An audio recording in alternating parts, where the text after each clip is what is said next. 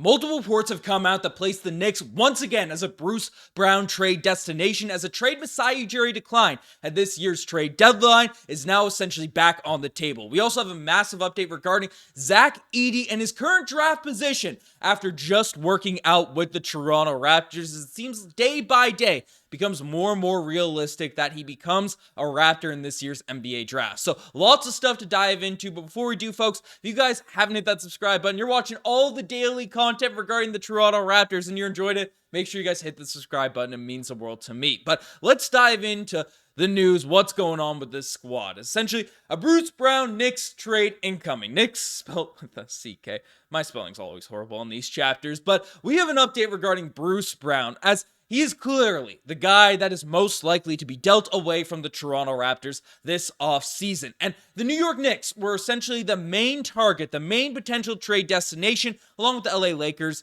for Bruce Brown leading into the trade deadline. Obviously, Masai Ujiri didn't end up dealing him away, ended up held suit saying, hey, most of the deals that were offered at the trade deadline are probably going to be offered in the offseason. Now, a lot of Raptors fans were worried that maybe we missed the boat on a decent haul for Bruce Brown, given the fact he just wasn't that great for the Toronto Raptors during the second half of the year, but that doesn't seem to be the case, as essentially multiple reports have come out regarding the New York Knicks right now that reveal that this trade is essentially back on the table in terms of what the Knicks are looking for. So essentially, definitely word around the league is that they're looking to move those first-round picks in regards to those New York Knicks first-round picks. They own picks 24 as well as 25 in this year's NBA draft. There's no Victor Wembanyama in this class. There's no Zion Williamson in this class. And there's no Cooper Flagg or Cam Boozer in and upcoming things. There's just a lot of expectation and excitement about at least the next 2-year draft classes, that let alone what could be in a 2028 first-round pick. So essentially,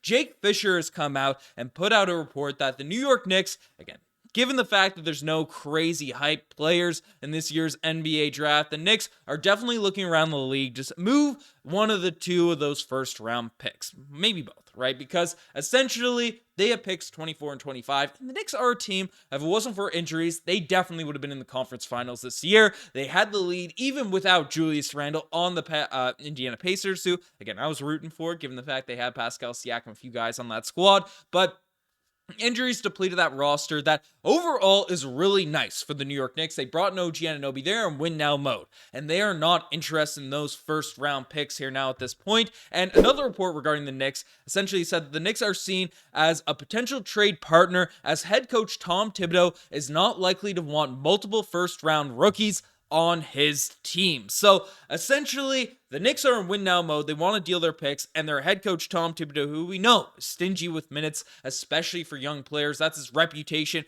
Over the course of his sort of time in the NBA, he doesn't give young players opportunities. He is willing to deal away some of these draft picks to the front offices to appease their head coach. And the Toronto Raptors are a team that fits the sort of bill. It's essentially, this is a report from Michael Grange just a couple months ago, that the Raptors just as interesting were the moves Toronto didn't make. Bruce Brown, the most significant player on the Raptors received in return for Siakam, was widely expected to be on the move. At one point, the New York Knicks had offered a first-round pick for the versatile wing, and it was a pick in 2024 on the back end of the first round. So clearly one of those picks that the New York Knicks are still shopping, that we were worried maybe the Knicks wouldn't be that interested in making a deal or doing anything along those lines there. But essentially, that pick that the Toronto Raptors were offered at this year's trade deadline is being actively shopped still by the New York Knicks, as things just didn't really work out with their trade deadline plans, the route that they went to, because essentially we thought this was all off the table. We thought this was a no world this ends up going down, because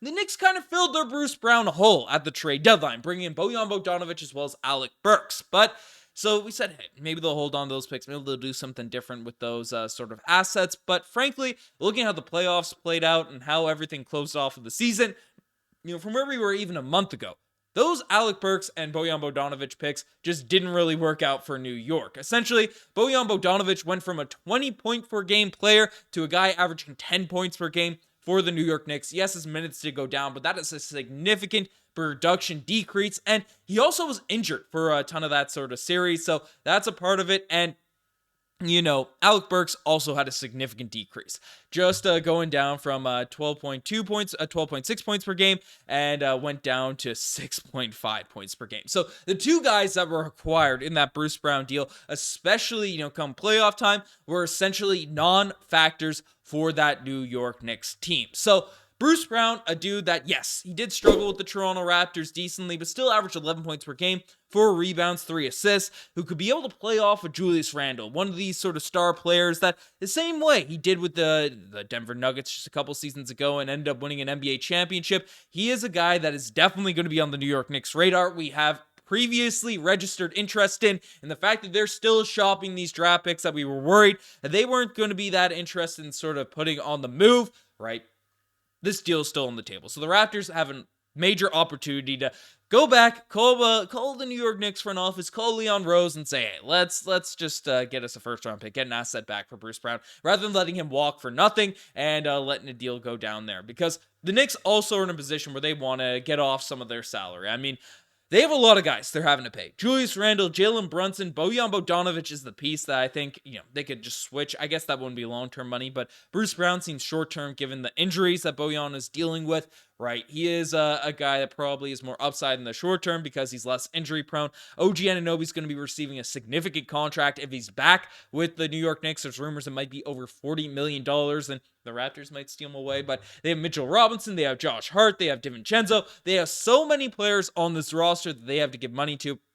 It just makes sense for, if it's going to be short-term bread, players that can actually play rather than Bojan Bogdanović, but, maybe we could also take some longer-term money and get some assets on top of what's going on there at this point. So, interesting stuff. Isaiah Hartenstein is also a player they're going to want to bring back. So, it's going to be interesting to see what the decisions the New York Knicks make, but I think a Bruce Brown for Bojan Bogdanović swap along with that first is something that they'd be very, very intrigued by. But let me know what you guys think about that. The next thing we're taking a look at is a major Zach Edey update for the Toronto Raptors. So, if you guys didn't see the most recent video, Zach Edey just recently worked out for the Toronto Raptors along with a contingent of Canadian players, and there's a lot of speculation, as there has been, about the Toronto Raptors drafting Zach Edey in this year's NBA draft. Well, basically immediately after that workout ended up happening with the Toronto Raptors, lots of stuff came out regarding Zach Edey. Obviously a few pictures of him getting some shots up in, the practice center for the Raptors facilities.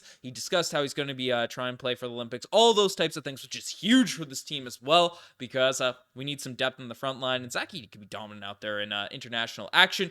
But right now, Zach Edey is projected to go 21st overall in this year's NBA draft, and that's the most recent latest mock, and that is 2 picks behind where the Toronto Raptors are supposedly going to be selecting, or supposedly, I guess it is where their draft pick is currently landed. And right now, we're projected to draft Yves Missi, who we haven't seen a public report that we've actually interviewed him or had him in for a draft workout or anything along those lines, but does play a similar position, does play a similar role. He does have some comparables to a guy like I've seen Derek Lively, athletic, sort of big, that could come in and have an impact. I think a lot of Raptors fans will be happy with a bit of depth in our front court coming into the roster and seeing how those things come out. But obviously, Zach Edey being Canadian, being one of those pieces, average, ridiculous numbers in college, like 25 and 12.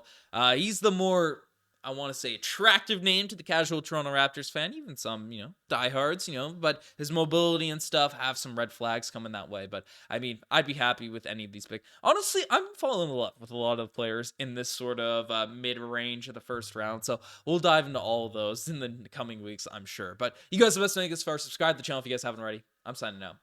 Cheers.